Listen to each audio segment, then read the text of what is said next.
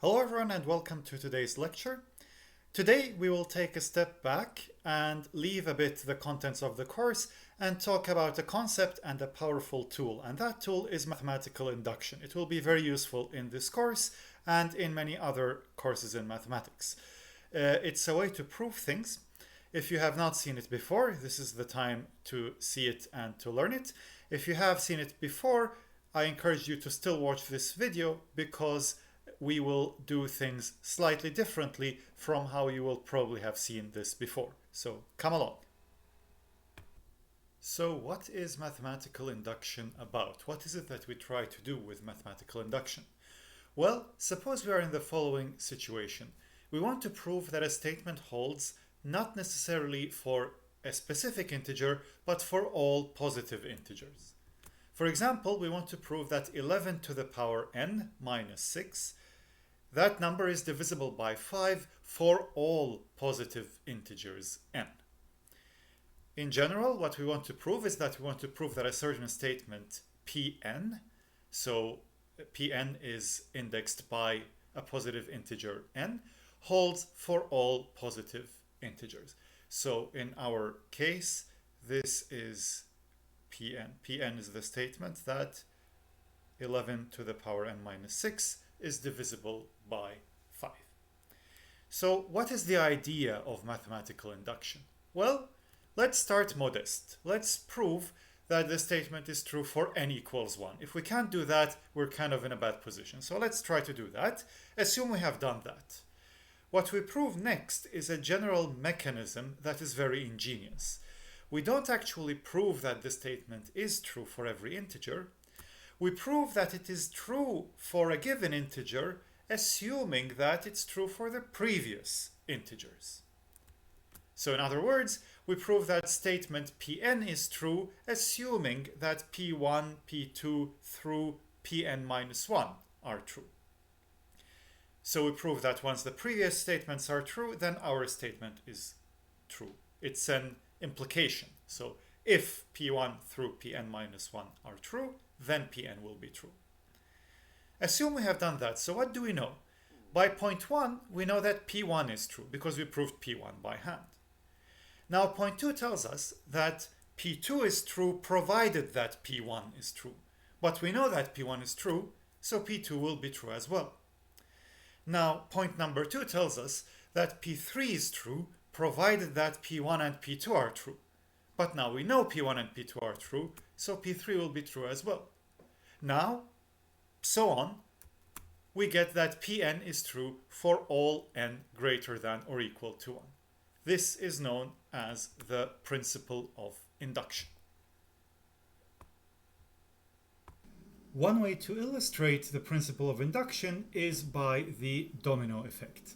So remember what we said was that induction works as follows. You prove the first statement and then you prove that if all previous statements are true, then the next statement is true. So this is exactly how a pile of dominoes that you tip over works.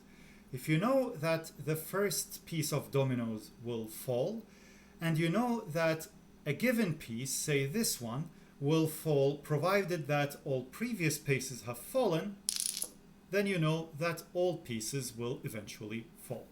Now, of course, there are several crucial parts to this that illustrate crucial parts of the principle of induction. First of all, if you never tip the first domino over, the other dominoes will not fall. In other words, if the base case, if the base step is wrong, then your proof will be wrong. As you can see, I have not tipped the first domino over, so no dominoes are moving.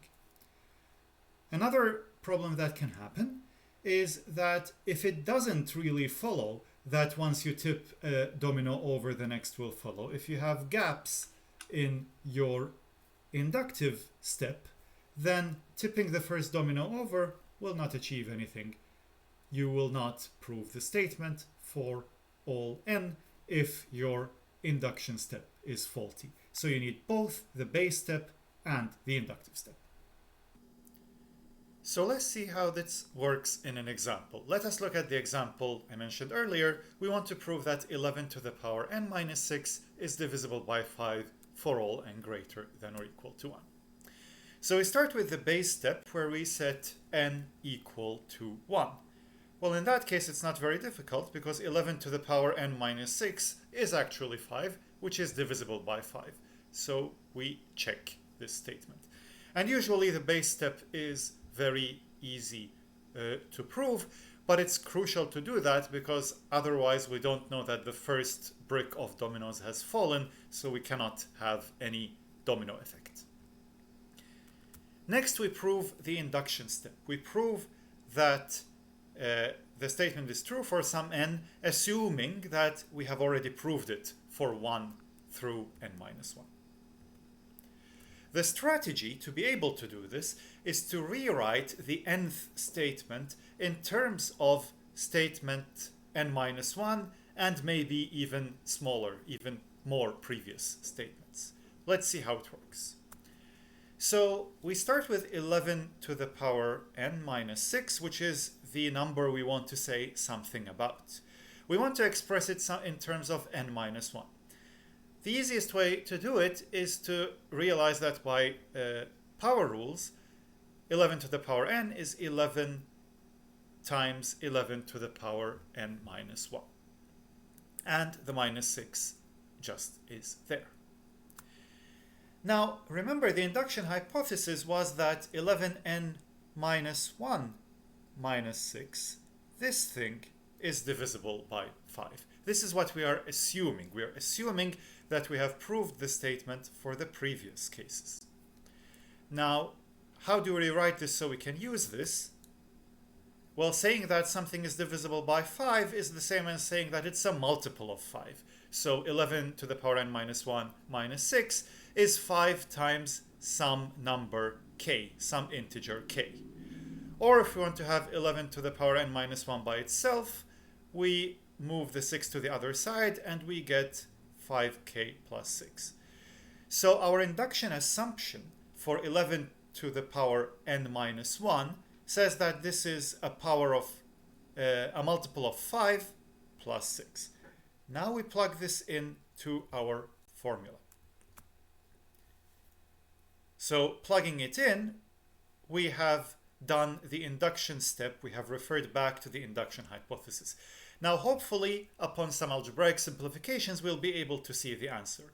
Remember, the goal is to prove that this thing is divisible by 5. So let's simplify. Let's multiply the 11 in. We get 55k plus 6 minus 6, which is 55k plus 60. We can take a 5 out, and what remains is an integer. So since k is an integer, this whole thing will become an integer. So the thing we looked at is actually a multiple of 5. So the number we wanted to say something about, 11 to the power n minus 6, is divisible by 5, provided that 11 to smaller powers minus 6 is divisible by 5. And now, by the reasoning we looked at earlier, that since we have proved it for the base case, and we have proved this, if it's true for one case, it's true for the next, we know that it is true for all cases. So why does this work? Well, the answer is quite fundamental. You don't have to grasp the philosophy of this, but you might have heard that the natural numbers are defined by axioms, the so-called Peano axioms. And the Peano axioms tell you all the things that something has to satisfy to be a natural number, or things that the set of natural numbers have to satisfy. And one of the axioms is this induction axiom, more differently formulated. If you have a property that holds for the first number, and you moreover know that whenever it holds for a number, it holds for the next, then you know that it holds for all following numbers. This is the induction axiom, or the induction principle. It is one of the Peano axioms for the natural numbers. Now, you might have seen a version where the induction hypothesis is not assuming that the statement is true for all numbers from 1 through n minus n, but just assuming it for n minus 1. Now, the induction principle actually makes these two versions equivalent. So whichever is more suitable, you use. They are equivalent formulations. In graph theory, it's often handy to use the version we just had, where you assume the induction hypothesis for all numbers from 1 through n minus 1. Because when you reduce to smaller numbers, you will never be sure which smaller number you are reducing to. But as I said, thanks to the principle of induction, these two are equivalent. There is one way to tweak this thing. You can start at any integer, not just 1. So you can prove that all numbers greater than or equal to 5 satisfy this and this property. Then it works the same way, mutatis mutandis, meaning that you change what needs to be changed. So your base case in that case will not be 1, it will be 5. And in the induction hypothesis, you look at numbers greater than 5. Let's now look at an example from graph theory. So we have already shown or talked about the fact that the complete graph on n vertices has precisely n times n minus 1 divided by 2 edges for each n greater than or equal to 1. But let's do a new proof of this statement using induction. So again, we start with the base step. The smallest graph has one vertex. So the complete graph on one vertex is just a graph with one vertex and no edges. It's the null graph. So we want to prove that the number of edges is n times n minus 1 divided by 2. Well, in this case, n is 1. So this is 1 times 1 minus 1 divided by 2, which is 0. And this graph has exactly 0 edges. So the base step, it is done. Now let's look at the induction step. Take the complete graph on n vertices with n greater than 1. Look at any vertex in this graph and remove this vertex. So here we have, say, the complete graph on 4 vertices. That looks like this. And now I want to remove a vertex. So remember, if I want to remove this vertex, I will have to remove all the edges that are incident to it. So what I get is the complete graph on 3 vertices. So in general, we have, if we had n vertices from the beginning and removed one vertex, we have removed all the edges incident to it, but all other edges are left. So the edges between the remaining vertices are all there. Therefore, the remaining graph is complete. It is the complete graph on n minus 1 vertices. Now, the induction hypothesis, which now we can use because we are doing induction on the number of vertices and we obtain the graph with n minus 1 vertices.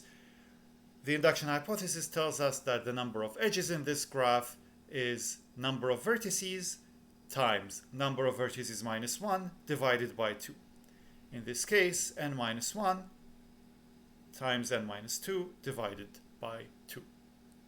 We know that these are the edges for this remaining graph. So how many edges do we have in total? Well, remember what we removed were n minus 1 edges. So the total number of edges is this thing plus n minus 1. And if you do the math and simplify, you will get exactly n times n minus 1 divided by 2, which was exactly what was required. When you do proofs by induction, you have to be careful that you have actually proved the base step and you have proved the correct induction step using the correct hypothesis. If you miss any part of that, you might be able to prove some, let's say, interesting thing.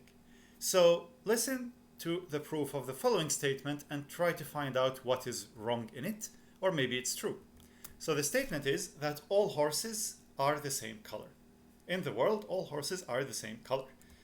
Well, how do we prove this? We have to formulate this in a bit more mathematical way. So what we want to prove is that for any positive integer n greater than or equal to 1, whenever you take n horses, they will all be the same color. Okay, so how does this go? Well, the base step, you have one horse. Well, obviously, if you have one horse, it's going to be the same color as itself. There is not much to prove. The base step is done. Now assume you have a bunch of horses, n greater than 1. So you have your bunch of horses in wherever you keep your horses, in a stable. Then you take out one horse of the stable. Now you have n minus 1 horses in the stable. By the induction hypothesis, they all have the same color. Now you put back your first horse into the stable and take out another horse. Again, you're left in a situation where in the stable you have n minus 1 horses. And now all of these are going to have the same color. But the horse you took out just now, it was in the previous group of horses in the stable, so it has the same color as every other horse. So in total, all horses have the same color, and by induction, the statement follows. What went wrong?